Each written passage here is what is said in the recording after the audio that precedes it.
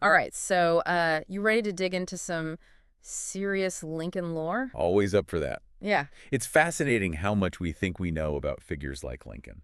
right. It's like everyone knows the log cabin, the stovepipe hat, The beard. yeah, the beard. But what makes the man tick? That's what we're here to uncover, right? Absolutely. I mean, we tend to put these historical figures on pedestals, Really? but they were real people with complex lives, and Lincoln is a prime example. And speaking of complex lives, Lincoln's early years, let me tell you, they were no walk in the park. We hear about the log cabin president, but what does that actually mean for a kid growing up in the early 1800s? It meant a life of hardship. It meant limited opportunities. Think about young Lincoln. Yeah. Hungry for knowledge, but formal schooling was scarce on the frontier. He had to borrow books, teach himself. That self-reliance, that grit, that's a recurring theme throughout Lincoln's life. See, that's what gets me, right? I mean, we've all heard the self-taught lawyer thing, Right. but knowing he came from that, it's kind of inspiring. Makes me feel bad about hitting the snooze button every morning. Well, don't be too hard on yourself. It's easy to romanticize those early experiences. But Yeah. we can't forget about the losses Lincoln faced. Losing his mother, Nancy Hanks Lincoln, to milk sickness when he was only 9. Oh, yeah, I'd forgotten about that. That's a wound that never truly heals. No, and then his sister Sarah, right? Didn't she die during childbirth? You're right, about 10 years later. Man, that's a lot to deal with, especially back then. Do you think those experiences played a role in shaping his character, his leadership style later in life? Absolutely. Imagine the resilience he had to develop, the empathy he must have had for others facing hardship. Yeah, it makes you think. These weren't just abstract concepts to Lincoln. Right. They were woven into the very fabric of his childhood. It really puts things into perspective. But even with all that hardship, he still sought out experiences. He worked all kinds of jobs. I've got store clerk, postmaster. He even took that flatboat trip down to New Orleans. That New Orleans trip was pivotal. Really? That's where he witnessed the brutality of the slave trade firsthand. Oh, wow. I'd forgotten about that. Yeah, it stayed with him, haunted him even. You see, it's one thing to hear about slavery, to debate its merits intellectually, Sure. but to witness its cruelty firsthand, that's a game changer. Yeah, I bet. That puts his later fight against slavery into a whole new light. You can practically trace a line back from the White House to that experience on the Mississippi. Absolutely. But before he was leading a nation, Lincoln was navigating the world of Illinois politics. Right. And let me tell you, he was a natural, elected to the Illinois legislature as a Whig, the party of modernization, economic growth. He was all about infrastructure, pushing for things like railroads. Can you imagine? It's kind of funny to picture Lincoln, this, towering figure in history, getting his start debating canals and railroads. Right. But hey, every journey starts somewhere. Exactly. And this period reveals a lot about his evolving views on slavery. Oh, how so? Well, Lincoln detested slavery, always made that clear. But early on, he focused on stopping its expansion, not outright abolition. He even favored the idea of colonization. Colonization? Wait, like sending freed slaves to Africa? Wow, that seems wild now, but I guess you have to understand the context of the time, huh? Absolutely. Different era, different solutions being debated. The notion of racial equality as we understand it today was still in its infancy. Even Lincoln, who we call the great emancipator, grappled with the complexities of the issue. It really shows how even the most celebrated figures in history are products of their time, Exactly. grappling with the prevailing attitudes and beliefs of their era. Yeah. But with all that said, there's one event that really catapulted Lincoln onto the national stage, those Lincoln-Douglas debates. Those debates were legendary. Picture this. No social media, no sound bites, just two men on a stage engaging in hours-long intellectual duels about the future of the nation. Okay, now that's a debate I wish I could have seen. What was the public's reaction?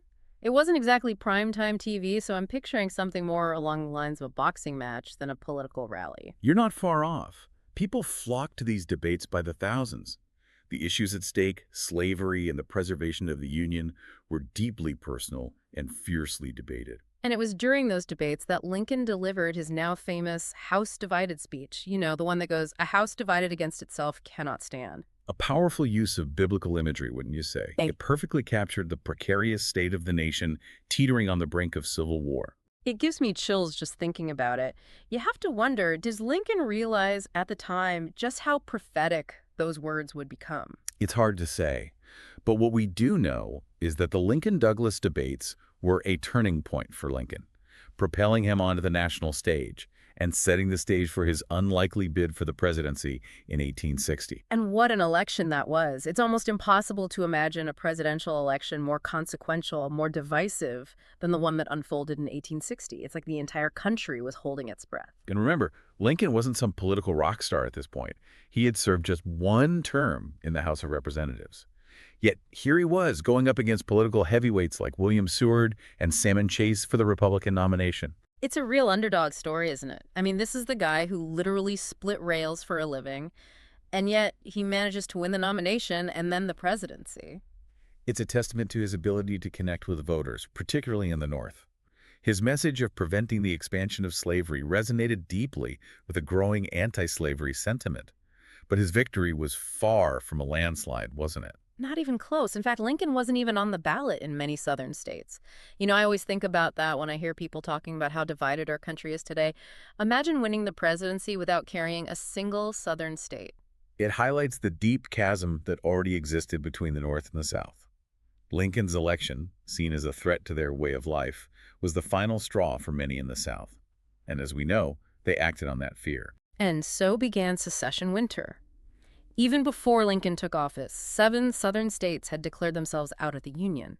Talk about stepping into a pressure cooker. The weight of the nation literally on his shoulders.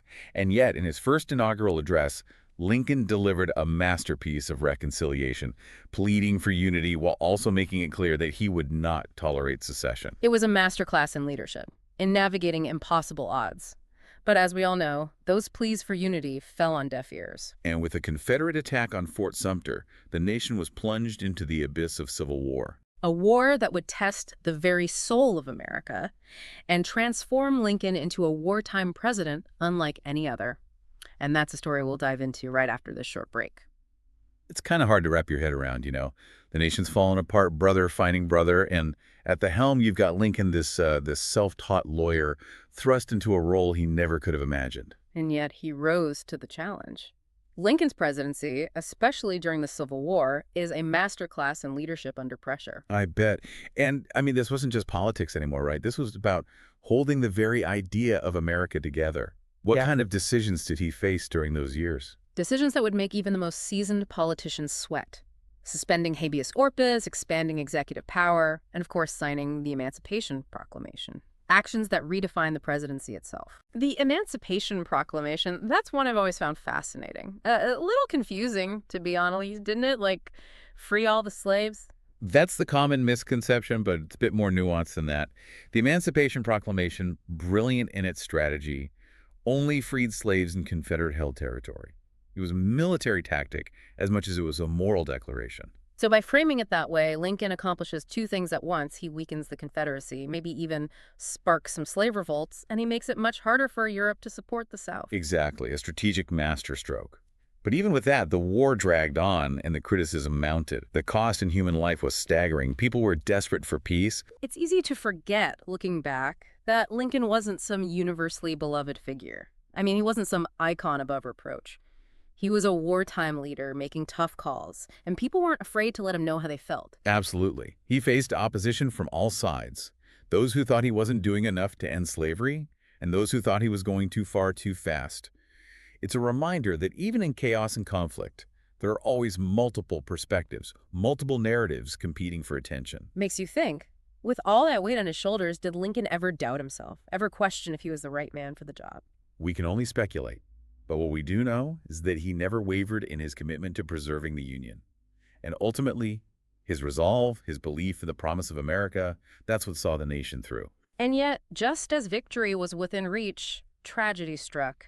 It's almost Shakespearean. Lincoln, having led the nation through the inferno of civil war, is cut down by an assassin's bullet just days after Lee's surrender. A tragic end to an extraordinary life. And yet, it's in death that Lincoln truly becomes legend. His image, forever etched in our national memory, a symbol of unity, freedom, the enduring power of democracy. It's incredible how his legacy continues to resonate today. Statues, memorials, his face on the penny and the $5 bill, Lincoln's everywhere.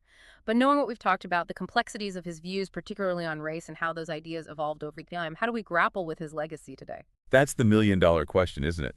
We can't shy away from the fact that Lincoln, like all of us, was a product of his time. But what makes him so fascinating, so enduringly relevant, is that he was capable of growth, of evolving his thinking. So maybe the lesson of Lincoln isn't about putting him on a pedestal as some infallible hero, but rather about recognizing him as a flawed yet ultimately extraordinary human being